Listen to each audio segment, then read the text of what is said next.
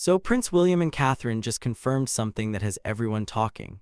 Queen Camilla has been ordered out of Windsor Lodge, and the way this all went down is genuinely stranger than most people realize. For weeks, Camilla was acting like that place was hers forever, not just staying there, not just using it, but treating it like she had full ownership. She was approving expensive renovations, getting rid of long-serving staff members, restricting which family members could even walk through the doors, and presenting the whole thing to guests like Charles had just handed her the keys permanently. And nobody pushed back at first. That silence gave her room to keep going. But then Catherine apparently noticed something that Camilla never thought anyone would catch. Several personal items connected to Queen Elizabeth and Princess Diana had disappeared from the rooms where they were always kept. They weren't lost, they weren't being claimed. They had been wrapped up, labeled, and moved into storage under instructions that traced back to Camilla's office. William never approved it. Catherine was never consulted. Family wasn't even told until one staff member, who was clearly scared, finally broke ranks and said something. That one disclosure changed everything. What had looked like someone redecorating suddenly looked like someone trying to erase the whole identity of Windsor Lodge and replace it with her own authority. Portraits were moved. Guest rooms were reassigned. Family arrangements were cancelled without explanation. Staff who questioned the orders were told that the residents now answered to the Queen. Now, before we go any further, if you're enjoying this breakdown and you want more royal updates as they happen, hit that subscribe button and join us here at Crown Watch. It takes 2 seconds and it genuinely helps the channel keep covering these stories. Okay, so Catherine didn't explode when she found out. She did something way more effective. She asked for the records. Storage lists started arriving, then renovation requests, then access instructions, then written objections from household administrators. And one of those warnings clearly stated that certain objects could not be moved without family approval. Camilla's office received that warning. The move went ahead anyway. That's when William got directly involved. He found out that one sealed box contained something connected to Diana, an item he believed was protected from removal without his direct knowledge. And for William, this stopped being a disagreement about furniture or room assignments. It became a challenge to family memory, to palace procedure, and to the limits of Camilla's power. He wanted one answer: who gave the final order? The paper trail didn't end with some junior aide. It led through Camilla's private office, past 2 separate objections, and into a chain of instructions that treated Windsor Lodge like her personal territory. And here's where it gets even messier. Royal resources had been used to pay for changes that were never approved. That discovery put Camilla in a position she couldn't explain away with status or ceremony. Catherine still tried to keep this from becoming public. She sent a private message asking Camilla to restore the removed items, reverse the access restrictions, and pause the renovations until the family could review everything together. Camilla's response was cold. She said Windsor Lodge now fell under her authority. Catherine should focus on her own household. That reply did more damage than Camilla realized. Catherine had approached her privately, specifically to avoid humiliating Charles and dividing the family. Instead of stepping back, Camilla dismissed her and doubled down. Within days, more staff were reassigned. Another family visit was canceled. A new set of instructions described the lodge as Camilla's permanent residence. But permanence requires proof. When William demanded the original occupancy documents, palace officials expected to find a signed grant, a lease amendment, or a written order from Charles. They found none. What they uncovered instead was a conditional arrangement, one that depended on continuing family approval and proper use of the residence. And buried inside the wording was a clause that Camilla's office had apparently never read. If the property, staff, or royal resources were misused, the arrangement could be withdrawn. By the end of that evening, William and Catherine were no longer asking whether Camilla had gone too far. They were preparing to prove it. Catherine placed every warning, every invoice, every storage list, and every cancelled access notice into one file. William ordered a full review, and somewhere inside Windsor Lodge, while Camilla continued acting like nobody could touch her, officials had already started examining the clause that could take the residence out of her hands. Catherine's first instinct wasn't retaliation, it was containment. She knew how quickly a private disagreement could become a public spectacle. And she also knew that Charles would be stuck in the middle the moment Camilla felt cornered. So she chose the quiet route. A message was sent requesting a private conversation away from staff, away from cameras, away from the people already whispering through the corridors. The meeting was brief. Catherine raised the missing belongings first. She explained that several objects tied to Queen Elizabeth and Princess Diana had been moved without consultation, and that the staff changes were starting to affect family access. She didn't accuse. She didn't threaten. She simply asked for the removals to be paused until William and the household administration could review what had happened. Camilla did not retreat. According to people familiar with the exchange, she responded with the confidence of someone who believed the matter was already settled. Windsor Lodge, she said, now fell under her authority. The staffing decisions were hers. The renovations were hers. Catherine, in Camilla's view, should focus on her own household and stop interfering in arrangements that no longer concerned her. That sentence changed the temperature of the room. Catherine had approached the conversation to prevent humiliation. Camilla treated the restraint as weakness. There was no apology for the removed possessions, no concern about the family members affected, and no suggestion that anything would be reconsidered. Instead, Catherine was left with a warning disguised as a dismissal. Step back or the situation would become more uncomfortable. But Catherine didn't step back. Over the next several days, the restrictions tightened. A family visit that had been approved weeks earlier was canceled without explanation. 2 long-serving employees were told their roles were under review. A guest suite used during earlier family gatherings was reassigned for Camilla's private visitors. New aides began checking names at the entrance, even when those names belonged to people who had entered the lodge freely for years. The message was unmistakable. Camilla was building control before anyone could question whether she had the right to build it. One employee described the atmosphere as careful and tense. Staff members stopped speaking openly in shared rooms. Instructions arrived verbally, then were repeated through private messages that vanished from the usual administrative channels. Some workers obeyed because they feared losing their positions. Others quietly began saving copies. Catherine did the same. Every canceled arrangement was recorded. Every staffing change was dated. Every request for access was placed beside the response it received. She gathered storage lists, renovation notes, security instructions, and the names of those ordered to carry out each change. What had begun as a family disagreement was becoming a file. Then, a former member of the lodge staff came forward with the detail that pulled William directly into the dispute. The renovations were not being funded solely through Camilla's private office. Invoices showed that royal household resources had been used for alterations that never received full approval. Payments had been attached to maintenance codes broad enough to avoid immediate attention. New furnishings were listed as necessary replacements. Decorative work appeared under structural upkeep. Staff assigned to official duties were being redirected to support Camilla's private arrangements. That was no longer a question of taste, it was a question of authority. When William was shown the records, he didn't react with the kind of anger Camilla might have expected. He became quiet. He read every page. He asked who had approved the payments, who had reassigned the staff, and who had authorized the storage of items linked to Diana. Each answer led back to the same place, Camilla's office. William then requested the original papers governing Windsor Lodge. Not a summary, not an aide's explanation, the actual documents. He wanted the ownership record, the occupancy terms, the funding conditions, and every amendment attached to them. Palace administrators began searching.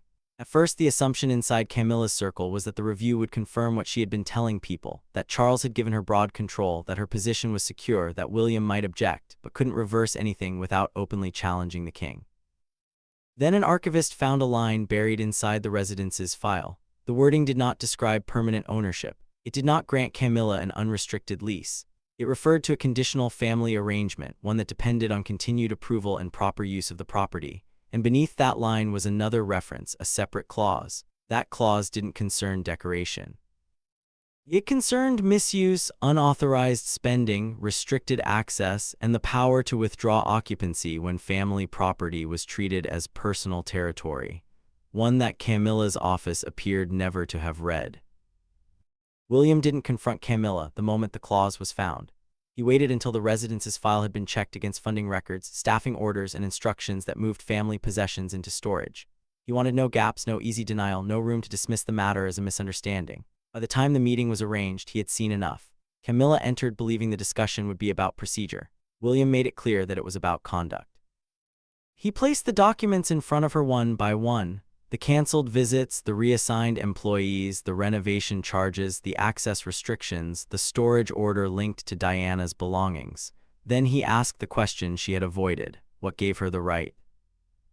Camilla didn't answer with a document, she answered with status. She said the residence had been placed at her disposal. The household understood her position, and Charles had no objection to the changes. In her view, that was enough. The king's approval didn't need to be written down every time she replaced a staff member or altered a room. William disagreed. He reminded her that Windsor Lodge was not a private reward. It carried family history, official costs, protected objects, and arrangements involving more than one household. A verbal understanding could not erase written conditions, nor could it justify moving possessions connected to his mother without telling him. That was when Camilla changed her approach. She warned that pushing the matter further would embarrass Charles. Any public dispute over the lodge would make it appear that the king couldn't control his own family. It would create headlines, deepen tensions, and invite questions about who truly held authority inside Windsor. The warning was deliberate. William understood, backed down, and the family avoided the scene. Continue, and he would be blamed for causing one. He continued. William ordered a review of every decision made since Camilla began treating the lodge as her personal residence. Officials were instructed to examine occupancy, security, staffing, spending, maintenance, guest access, and the removal of belongings. Nothing would be accepted on reputation alone. Every claim required proof. Catherine became the center of that review. She had preserved the written objections sent by household administrators. Some warned that long-serving staff could not be removed without consultation. Others questioned maintenance accounts used for private alterations. One message asked Camilla's office to delay the transfer of family objects until their status had been confirmed. The response was brief: proceed as instructed. That line removed the possibility of confusion. Camilla's office had been told there were limits. It chose to continue. More records followed. A security note showed names connected to William's household on a restricted access list. A staffing memo described rooms once reserved for family visits as being under the exclusive direction of Camilla's aides. An invoice included work requested before approval. Piece by piece, the pattern became impossible to ignore. This was not one bad decision. It was a system. The most revealing evidence came from an administrator who attended an earlier planning meeting. Camilla had spoken about the lodge as though its future was settled. She discussed new guest arrangements, a revised staff structure, and rooms no longer available for shared family use. When asked whether permanent authorization had been received, one aide replied that nobody would challenge the Queen. They built the plan on that belief. William's review challenged it. By the end of the review, officials had reached a conclusion Camilla had not prepared for. Her position at Windsor Lodge was not protected by ownership, a permanent lease, or an unrestricted royal grant. She had been permitted to occupy the residence under conditions requiring proper use, shared access, and respect for its family purpose. The documents also gave the household authority to intervene when those conditions were broken. William requested one final verification. He wanted confirmation that the clause could be enforced without Charles signing a new order and without Camilla's consent. The answer arrived that evening. It could. But another discovery came with it. Catherine's file showed that Camilla had received 3 separate warnings before the review began. Each explained that her authority was conditional. Each asked her to reverse a decision. She ignored all 3. The palace was no longer deciding whether Camilla had misunderstood the arrangement. It was deciding what to do about someone who had been warned, understood the risk, and carried on anyway. The file William ordered was no longer a collection of concerns. It had become a map of how Camilla's control had been built, decision by decision, while everyone around her assumed someone else had approved it. Catherine arranged the material in sequence. First came the room plans, then the staffing schedules, then the storage records. After that came the instructions given to security, the invoices attached to maintenance accounts, and the correspondence that showed how objections had been handled. Not answered, overruled, ignored. One photograph drew William's attention immediately. It showed a sitting room before the alterations began. A second image taken days later showed the same room stripped of several family pieces. The replacement furniture had already arrived. A new portrait had been positioned above the mantel. The room no longer looked shared. It looked claimed. That was the point. The changes were not random. They followed a clear design. Camilla's personal guests were given priority. Her aides controlled access. Staff loyal to the old household were moved away from key areas. Objects connected to earlier generations were removed from view. Every alteration made the lodge feel less like a family residence and more like an extension of her private court. Catherine understood something then. Camilla's remark about focusing on her own household had not been spoken in frustration. It reflected a plan already in motion. Catherine and William were not simply being asked to tolerate new decoration. They were being pushed outside a residence Camilla intended to control completely. The strongest evidence came from a long-serving employee who had remained silent until that point. The employee had been present when the first storage instructions were discussed and had watched concern spread among the older staff. Nobody wanted to defy the Queen. Nobody wanted to lose a position held for decades, but one instruction had felt too serious to forget. The employee had kept a copy. It was signed.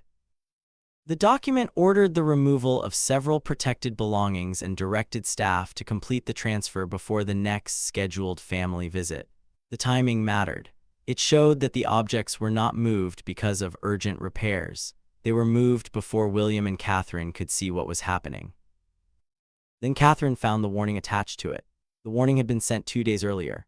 It stated that the listed belongings required consultation and that no transfer should proceed until ownership and family access had been confirmed. The instruction to remove them came afterward. Camilla's office knew. That discovery ended the last credible claim that the dispute had grown from confusion. The order had not slipped through an overloaded office. It had been issued after the risk was explained in writing. The atmosphere inside the review team changed. Officials who had remained cautious began speaking more directly. The lodge had been treated as private territory. Royal resources had supported the change. Family access had been set aside. Still, Camilla's representatives tried one final defense. They said Charles had given verbal permission. That claim forced the review into its most sensitive stage. Officials searched for anything that could support it: a signed letter, a lease amendment, a royal warrant, a note from the king's private secretary, even a diary entry confirming that permanent authority had been discussed. There was nothing. Charles may have allowed Camilla to use the lodge. That was not the same as granting ownership. He may have known she wanted changes. That was not proof that he authorized the removal of protected belongings, the use of household money, or the restriction of family access. Words spoken privately could not erase conditions accepted in writing. William then asked whether the occupancy could be terminated without creating a new constitutional dispute. The legal advisors returned to the clause and tested it against every action in Catherine's file. Their conclusion was firm. The conditions had been broken repeatedly, and the household held the power to withdraw the arrangement. William and Catherine approved the next step. A formal notice was prepared. It listed the breaches, ordered all unauthorized work to stop, restored control to the household administration, and required Camilla's personal staff to leave the residence. There was one final line. The keys had to be surrendered by a fixed deadline. When the notice reached Camilla, the reaction inside Windsor Lodge was immediate. Doors closed, calls were made, staff were told not to speak. One aide insisted the decision would be reversed before morning, but morning came and nothing changed. The deadline remained, and while Camilla's office searched for someone willing to stop it, palace officials were already preparing inventories, access orders, and a security plan for the handover. For the first time, the question was no longer whether she would leave, but how she would react. The deadline arrived under a Windsor morning, and the vehicle through the gates did not belong to Camilla. It carried 2 household officials, a security supervisor, and the inventory team overseeing the handover. No photographers waited outside. No announcement had been prepared. The palace wanted the transfer completed quietly before rumor hardened into something it couldn't control. Inside the lodge, Camilla's aides were moving. Personal files disappeared from desks. Garment cases were carried down the main staircase. Framed photographs were wrapped in cloth and placed beside labeled boxes. One assistant moved quickly between rooms, checking drawers and cupboards against a private list. Another stood at the entrance demanding to know who had authorized officials to enter before Camilla had finished speaking with Charles. The answer was contained in the notice. Authority had returned to household administration at the deadline. From that moment, no room could be closed to inspection, no item could leave without being checked, and no member of Camilla's private staff could remain after the final handover. The officials didn't argue. They read the terms and began. That calm made the scene worse. Camilla had expected resistance she could turn into outrage. Raised voices would have allowed her to claim disrespect. A public confrontation would have made William look reckless. Instead, every movement was measured. Every box was logged. Every doorway was opened under written authority. The process gave her nothing dramatic to fight. Then the first dispute began. A set of silver frames had been placed among Camilla's personal effects, but the inventory marked them as part of the lodge collection. Her aide insisted they had been gifts. The officials asked for records. None were produced. The frames remained. A writing desk was next, then 2 paintings, then a cabinet containing correspondence from an earlier royal household. Each time the same rule applied. Personal property could leave. Family property could not. Room by room, the boundary Camilla had ignored was being restored. William and Catherine were not present. That was deliberate. Their absence prevented Camilla from turning the handover into a personal spectacle. Yet their authority sat in every document on the table. Catherine's records had established the pattern. William's review had activated the clause. The officials now carried out the decision neither of them intended to reverse. Camilla finally entered the entrance hall before midday. She was composed at first. She asked to see the senior official, questioned the timetable, and said the residence could not be surrendered while discussions with the king were continuing. The official replied that any family discussion would not suspend the notice. The deadline had passed. The occupancy had ended. That was when the restraint cracked. Camilla accused Catherine of engineering the humiliation from the beginning. She said the questions about staff and storage had been excuses designed to weaken her position and portray her as an intruder. Then she turned her anger toward William. He was using Diana's memory, she said, to punish anyone who challenged him. The room went still. William's response had already been written into the handover instructions. The removal was not punishment for personal history. It followed repeated breaches involving access, staffing, spending, and protected family property. No accusation could change the record. Camilla rejected that explanation. She demanded that one private sitting room remain sealed until Charles personally decided its status. Her aide produced a separate key and refused to place it with the others. For several minutes, everything stopped. The security supervisor checked the notice. The senior official opened the full occupancy schedule. Every room within the lodge was listed. There was no private exception, no retained suite, and no surviving right of access after termination. The last defense collapsed. Camilla was told that keeping the key would amount to refusing the handover. The official didn't threaten her. He simply stated what would happen next. Security would open the room, document its contents, and record that the key had not been surrendered voluntarily. The aide looked toward Camilla. She gave a small nod. The key was placed on the table. By late afternoon, the personal vehicles were ready. Camilla's staff left in stages, watched by officials who checked every package against the inventory. The final boxes were loaded. The entrance hall emptied. At the gates, one vehicle paused before joining the road away from Windsor. Inside, the silence returned, but the palace still had a decision to make. Advisors wanted no public confirmation. They believed the family could describe the departure as a routine change and allow the story to fade. William and Catherine disagreed. Too many people already knew. Too many records existed. Silence would leave room for another version. That evening, they decided to speak, and what they were prepared to confirm would make Camilla's departure impossible to disguise. William and Catherine chose their words carefully, but there was no softness in the meaning. Camilla had vacated Windsor Lodge. Her private staff no longer controlled the residence. The keys had been returned, the unauthorized work halted, and household administration had resumed authority over every room, account, and access point. The confirmation traveled quickly. Inside palace offices, aides understood what the public did not. This was not a voluntary move. It was the result of a review that exposed how far Camilla had gone while assuming nobody would challenge her. She had treated the residence as permanent. The document said otherwise. William didn't celebrate. He ordered the restoration to begin. Staff reopened storage records and identified every object removed during Camilla's occupation. They worked from photographs, inventories, and earlier room plans. Items connected to Queen Elizabeth were separated from general furnishings. Objects linked to Diana were checked against William's records before being returned. One box remained sealed longer than the others. It contained the personal item that first drew William into the dispute. The wrapping was intact, but the label showed it had been scheduled for transfer elsewhere. Had the employee not spoken, the item might have disappeared into a wider royal collection, far from the lodge and beyond the notice of those who knew its history. Catherine watched the restoration without turning it into a victory display. For her, the outcome was never about taking a residence from another woman. It was about drawing a boundary. Shared property could not be claimed through confidence. Family memory could not be cleared from a room because it made someone uncomfortable. Authority required limits, even when the person testing them wore a crown. That lesson was written into the record. Long-serving employees who had been removed were contacted. Some were offered their former positions. Others were asked to help rebuild the household structure. Guest arrangements returned to neutral control. Private aides lost the power to decide which family members could enter. The lodge was no longer an extension of Camilla's office. But the victory came with damage. Charles now faced questions he could not dismiss. How much had he known? Had he approved the renovations, or had Camilla used his name because she believed nobody would ask him directly? Did he understand royal funds supported private changes?